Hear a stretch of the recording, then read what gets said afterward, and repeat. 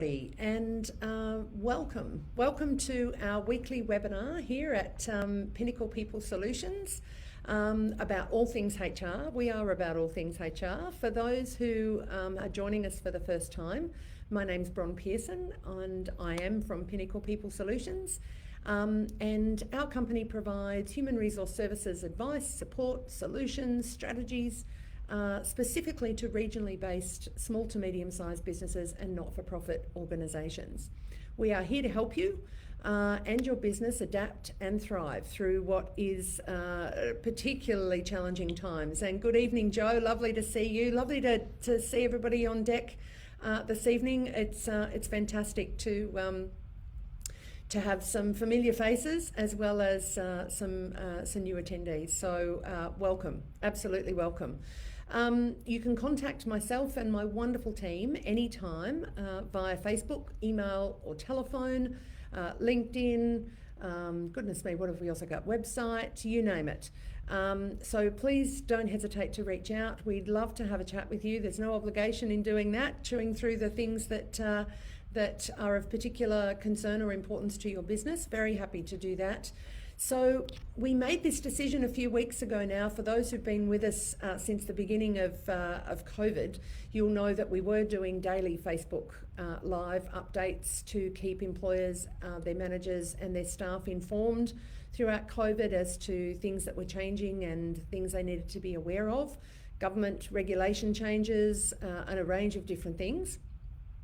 So as a continuation of our COVID-19 employer advisories, and we're now doing those weekly. So on a Monday morning at 9:15, you'll find me here on Facebook giving you a weekly update on COVID employer developments. In addition to that, we're also every Thursday evening at 5:30, we are doing a deep dive into a particular HR topic to provide information and insights on topics of interest to regionally based business.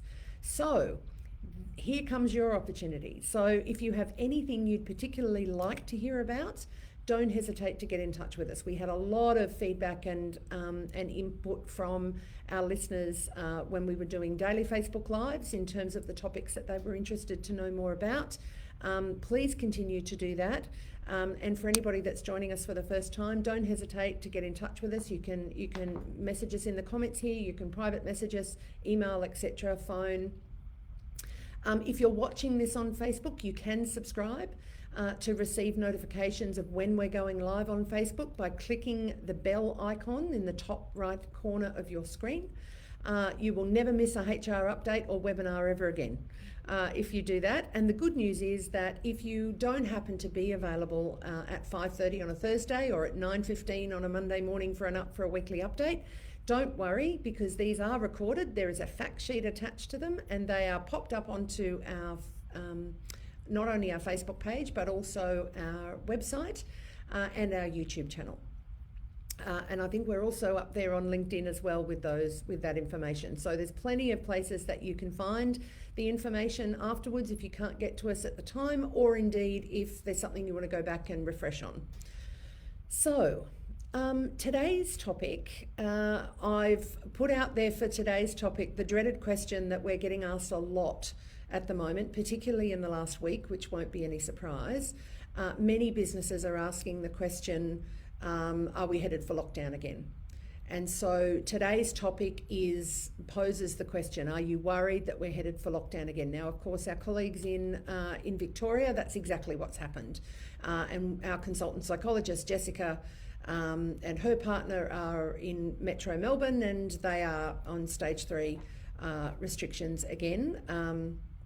We've seen some outbreaks happening in Sydney. We haven't yet had impacts in terms of restrictions in regional New South Wales, but that's always possible while the virus is present, and we are trying to suppress it and until we have a vaccine to eliminate it.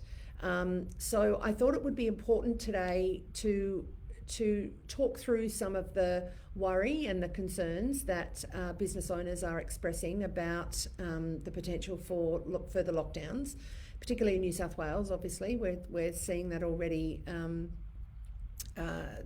happening in Victoria, of course. It's really important for businesses to be prepared for anything and everything. And if there's anything that we've learnt since February, since the COVID crisis hit, if things come in threes, it came on the back of a terrible drought, which we still have issues with, of course, and bushfires, water shortages, all of those things. So businesses have had to be, where they can, incredibly adaptable and flexible and pivot quite quickly. There's every chance that you're going to need to do that moving forward. So it's really important to be prepared and to be clear on the HR must-knows for business, and that is the reason why we're doing this topic today. One of the things that it's incredibly important for you to have in place, irrespective of how you're delivering products or services at the moment, whether that is in a business environment, out front-facing with clients, or you've got some or all of your team working remotely still, whatever way that's happening at the moment, it is incredibly important for you to have a COVID-safe plan in place for your business. The New South Wales government has launched some weeks ago a COVID-safe check and a COVID-safe plan template, as well as industry-specific guidelines and materials that can be downloaded for businesses. You can check, test and promote your COVID-safe credentials. And you can also display badges on your premises that show that your COVID-safe plan has been approved, and we will pop up the link again to that so that you can get up there and do that if you haven't done that already. It's incredibly important for you to have those plans in place.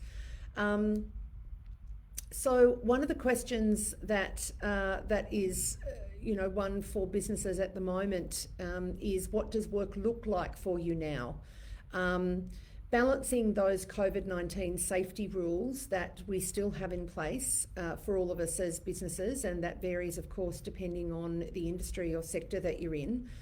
Balancing that with an increase, as we've seen, in staff requests to work flexibly means that you've got to be able to balance those things. Having the COVID safety plan in place and being mindful of your obligations to your staff regarding their requests for flexibility, and depending on what situation your staff are in, it may be that they have a lawful entitlement under the National Employment Standards to request flexibility from you, and if that happens, you have a lawful obligation to consider that and to provide a written response within 21 days of any request. The work health and safety obligations on you as employers are equally demanding, no matter where your staff are working. And the reality is that we are working and trying to make things work in times that will not look like they did back in February and early March. Likely not ever again. And so rotating rosters of staff, premises that are no longer accommodating everyone, or may need to be, or staff that may need to be redundant, or premises that are no longer suitable, requests from staff to work flexibly, the need to continue to work flexibly, particularly in the light of what's happening in Metro Sydney and in Victoria at the moment, is only reminding us about how flexible we need to continue to be as business owners. Managing the team dynamics and anxiety on the part of staff in terms of their future employment, managing those dynamics in the team and expectations moving forward. All of these things are incredibly challenging factors that business owners are facing at this point in time. And we acknowledge those, but it's also incredibly important for you to know what your lawful obligations are as employers, so that you don't find yourself in a significant risk or vulnerable situation in terms of employment law, where you had no idea that that's where you were headed. One of the things that we are asking our clients and businesses that are talking to us at the moment is, what impact could further restrictions have on your business, and are you prepared? For example, if you're in a product supply business, Are your supply chains secure, or could they be disrupted? Have they been disrupted already by border closures and border restrictions and all of those sorts of things? Do you need the size of the team that you currently have, or the composition of the team that you currently have, or do you need something different? So we have worked with businesses that have put in place variations to hours and days of work, both businesses that have been able to use the JobKeeper enabling directions, as well as those that have not been eligible for JobKeeper and have needed to put those processes and those actions in place in consultation with their staff. So we can certainly help you if you need to pivot quickly in terms of your team. To make sure that you continue to be viable and adaptable to the environment. We are very happy to walk you through what that looks like at any particular time, depending on what you're needing to adapt to.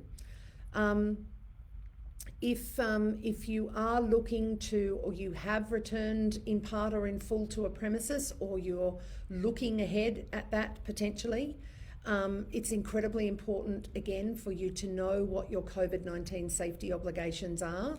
And for that, I would refer you to the link that we've just put up. Thank you so much, wonderful team. The link to the New South Wales Government COVID Safe Business website. You can also find some fantastic resources at Safe Work Australia. And that, of course, is the federal repository for advice, principles, support, resources, etc., that the Commonwealth Government and the National Cabinet have determined some weeks ago to use as their repository for all things to do with health and safety during COVID. There you will find support and information and assistance in respect of signage, in respect of sanitation, and sanitisation in terms of social distancing, making sure that your business is set up for the 4 metre squared rule, use of common areas, daily cleaning, deep cleaning if there's an infection or potential exposure, and we've heard a lot about that, particularly in Sydney and Melbourne recently, with there being exposure spots and deep cleaning required. Also, for those businesses listening who are deemed an essential service, then in New South Wales in particular, your staff will be able to lodge a workers' compensation claim if they get COVID-19 following changes that were made last month to the New South Wales workers' compensation legislation, and they do not need to prove that they got COVID-19 from their workplace if they are working in an essential service.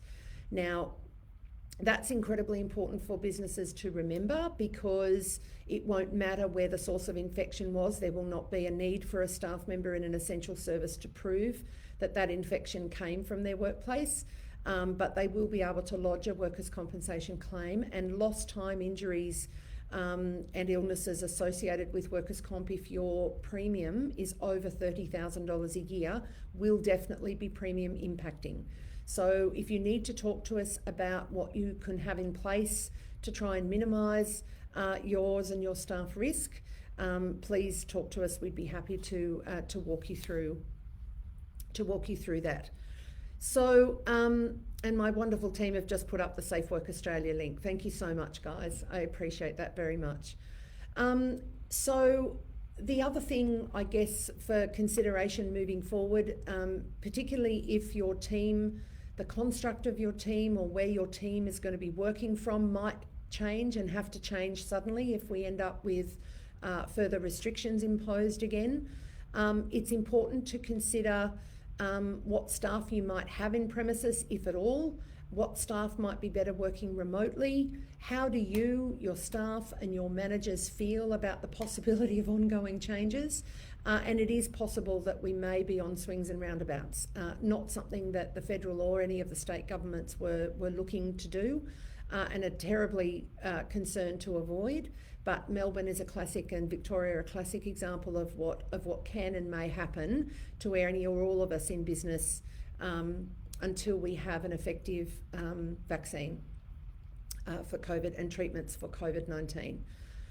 What you will have encountered, I'm sure, as business owners across COVID-19 to this point in time, and for those staff listening in and managers, this will likely resonate with you too, that is that some staff across this time that have had to work differently or remotely to normal will have been much more productive, while others not so much during these changes. How are you going to manage that moving forward in what could potentially be a movable feast in terms of, the impact of potential lockdowns? It's incredibly important for you to consider and plan for those potential possibilities and what is going to be best for your business. And we would be very happy to have a no obligation free sit down with you for an hour or two and work through what it is that you need to have in place, what your flexibilities might look like, what options you have. You may well go away from that meeting having a very clear idea as to what you need to do moving forward, and so we invite you to do that. I guess that leads into the question for businesses of how prepared are you for now, for the next week, for the next month, or indeed by the end of September. Now, I say the end of September only because that's the looming end of JobKeeper. And one thing we know about our Northern Tablelands region, the one I'm coming to you from this evening, is that we have 1 in 5 employees across this region who are currently being supported by JobKeeper, and we have 1 in 10 of our population who are currently on JobSeeker. So I don't know the stats for other regional areas. We're busy pulling those together at the moment. But what we do know is that there's a great impact in regional areas of the supports of JobKeeper and JobSeeker, both of whom are slated to finish at the end of September. And what I would say to you is that it is never more important than now to have your employment ducks in a row. By those ducks in a row, I mean rock solid employment contracts, variations to contracts, indeed, if you need to be varying days, hours, giving JobKeeper directions, changing directions, talking to your staff, negotiating changes, etc. It's incredibly important to have rock solid employment contracts, position descriptions, policies and procedures in place for your business. And by that, I don't mean a war and peace effort that collects dust on the shelf. Let's be really clear. We want you to have meaningful guidelines and expectations that everybody clearly understands, so that everybody that's involved in the business, you as the owners and managers and the staff, all are clear about what's happening, what might happen, what the impacts might be, etc.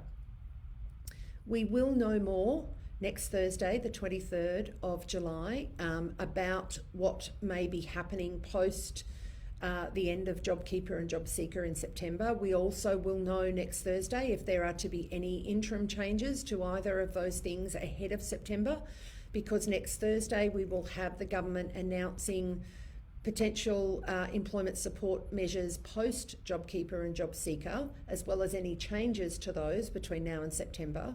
And we will be unpacking this and the consequences of the economic and fiscal outcomes announced next Thursday in our 5:30 webinar next Thursday evening. So today is a bit of a forerunner to those developments which we're expecting next Thursday from what government announcements have indicated.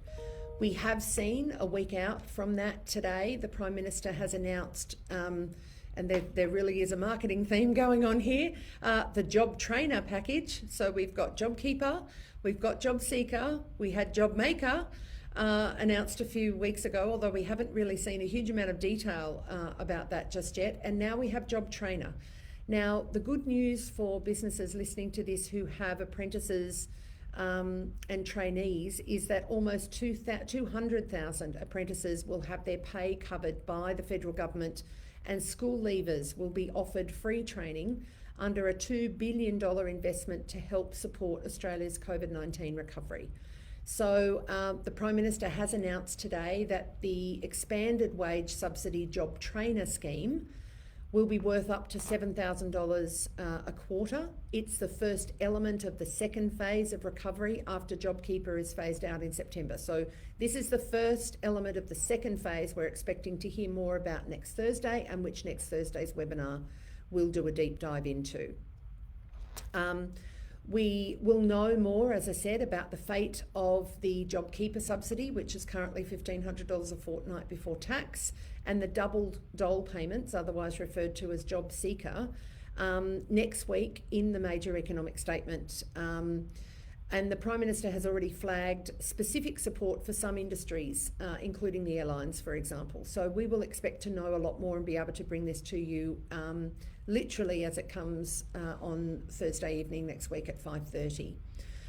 So the expanded apprenticeship wage subsidy, this job trainer package that has been announced today, will now cover half the pay of up to 180,000 eligible apprentices until March 2021, up to a maximum of $530 a week. So the changes, we did see some apprenticeship wage subsidies introduced by the government as part of the response to COVID, but for the first time, this job trainer package will also be extended to medium-sized businesses with less than 200 employees, as well as small businesses that are already covered. So about 80,000 apprentices have already been supported, and the extended scheme will cost about $1.5 billion between now and the end of March. The new job trainer scheme, as it's referred to, will also help support hundreds of thousands of jobs for school leavers and also for the unemployed. It will offer 340,000 odd new trainees and 180,000 apprentices free and low fee TAFE courses. It will also ensure that Australians who have the chance to reskill or upskill to fill jobs on the other side of the COVID crisis. To be eligible for the wage subsidy, apprentices must have been employed by the 1st of July 2020, so must have been employed 15 days ago. The short courses will target skills shortages identified by the states and the National Skills Commission, which is the new commission, which I do believe started on the 1st of July. They include training for jobs in healthcare, social assistance, transport, postal and warehousing, manufacturing, retail trade and wholesale trade. Obviously, the National Skills Commission will play a critical role in identifying current and future skills needed in what is an increasingly challenging and changing, as we know, labour market. So this is a welcome announcement by the Prime Minister today, and I'll talk more about it on Monday in our next Monday update on COVID-19. So that's important though for us to reference this evening in terms of further support that's available for employers that have apprentices and trainees that may be able to get further wage support to March next year. And we will unpack that further on Monday. You should also be continuing to look at grant opportunities for funding to get professional advice and support. The New South Wales Government has a current $3,000 grant. There are others, and we will give that information to you as it comes to hand. One of the things you need to be aware of in the preparation for what further announcements get made next week on the 23rd of July on Thursday is, are you prepared for JobKeeper to cease early for your business? For example, because the 23rd next week will also include, as I foreshadowed, a review of JobKeeper and Job Seeker. So we will see any interim changes to those between now and September also announced next Thursday. It's incredibly important for you as business owners, managers, and for your staff to have a clear workplace plan in place. What your options are, what you're going to do in preparation for the end of the wage subsidy, if indeed you're currently a JobKeeper eligible business. We'd be very happy to discuss your options with you and make sure that you've got plans A to Z available and in your pockets ready, depending on what happens not only next Thursday and moving forward, but also what continues to develop in terms of potential further restrictions, etc. One of the key questions that I think it's really important for business owners to be able to answer for themselves at this point is, can you afford to pay your staff their usual salaries post JobKeeper? If you don't yet know that, it's incredibly important that you do. You must do cash flow forecasting with your bookkeeper or accountant. The JobKeeper enabling directions that have been made available through the Fair Work Act legislation changes expire with the program on the 27th of September.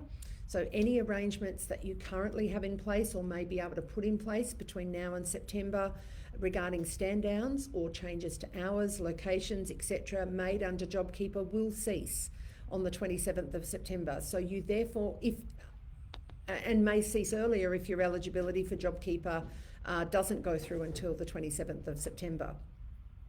You therefore need to consider what you might need to put in place after these directions cease, particularly if they cease earlier than you anticipated.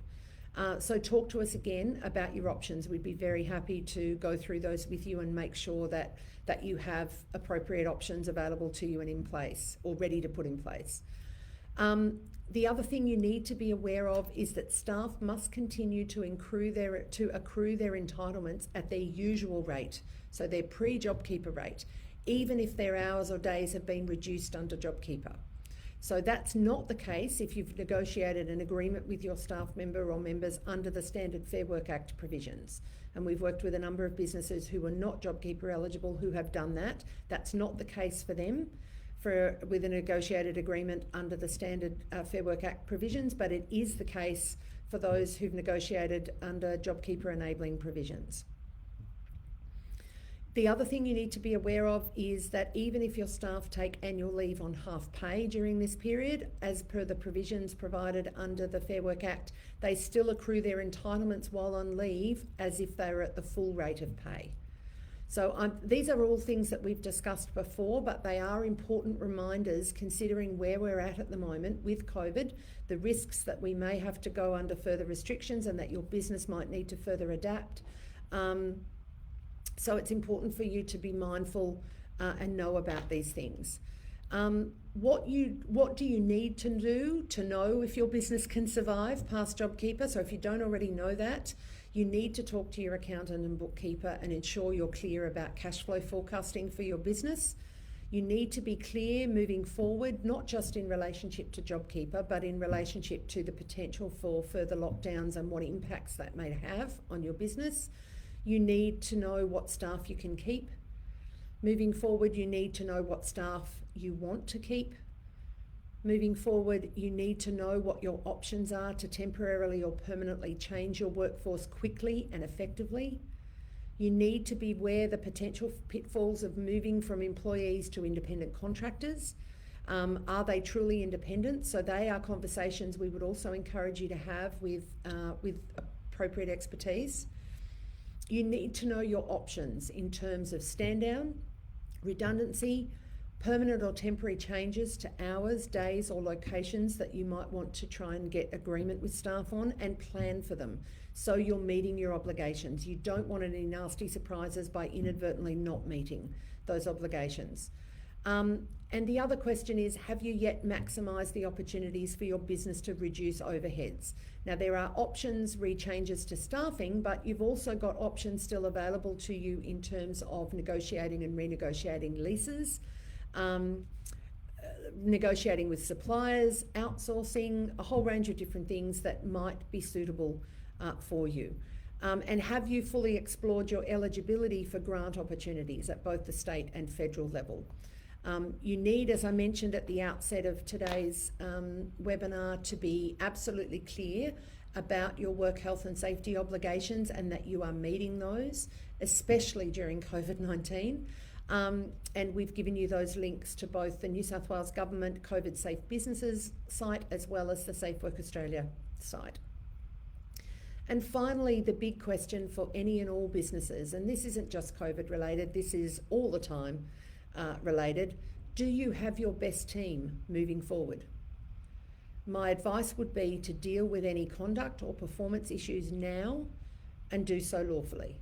You can do that, you can do it lawfully, you can do it with compassion and with empathy and still arrive at the best team that you need moving forward for your business.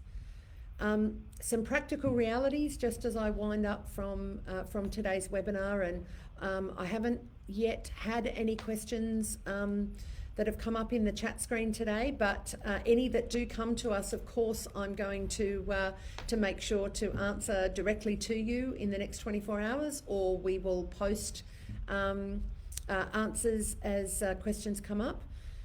The practical realities for you to take away from today's webinar, answering the question, what would be the situation for your business if we were to find ourselves in lockdown again, and the HR must-knows that you need to know and you need to have covered.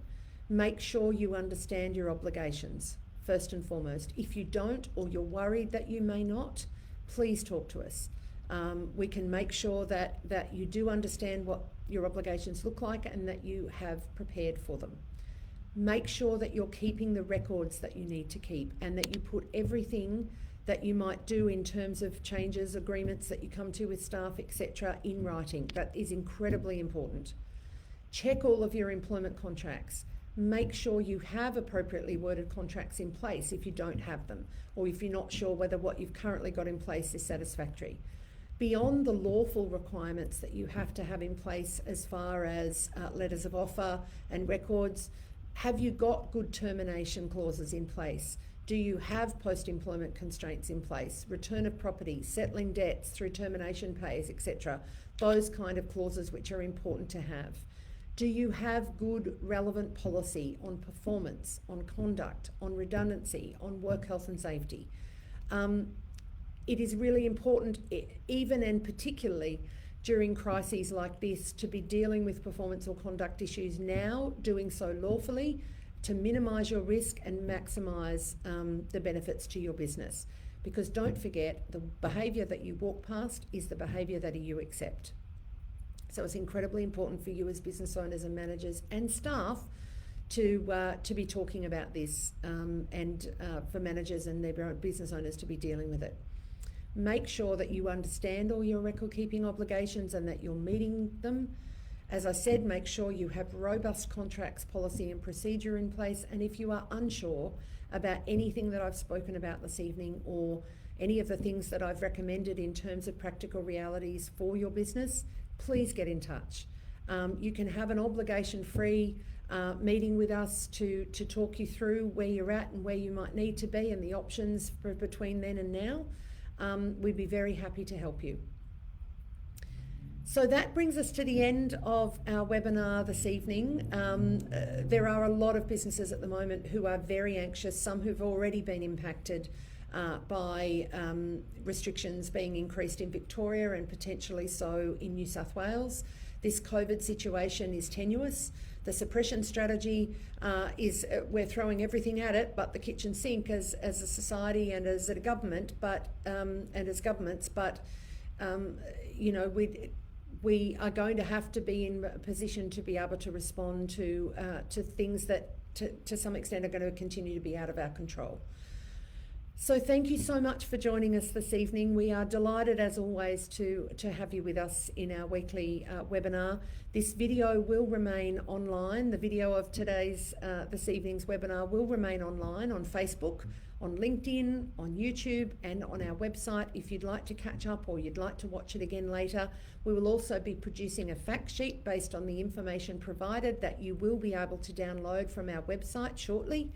You can also sign up for a weekly digest of our Thursday webinar, associated fact sheet and Monday news update to be delivered to your inbox every Tuesday morning via our website. So don't hesitate to get up there and register, and you can get all of that information delivered to you without you having to be worried about how to go about making sure that you're getting that. Please join us for our Monday news updates at 9:15 on Facebook Live every Monday morning to catch up on all the important news from the last week, both COVID related and general HR. Next week, as I foreshadowed earlier in the webinar this evening, our webinar next Thursday, the 23rd of July, will focus and feature a deep dive into the government's economic and fiscal outlook that will be announced that day and what it means for employers. We're expecting to hear the government's plans for employer and employee support post Job Seeker and Job Keeper. And of course, we've done a little bit this evening on Job Trainer, which I'll unpack further on Monday. So please tell all your colleagues, your friends, fellow business owners, family, who want to know what's next and how it's going to impact them. And tune in with us next Thursday again at 5:30 p.m. In the meantime, please go ahead and hug the people that you can, wave cheerily at those that you yet can't.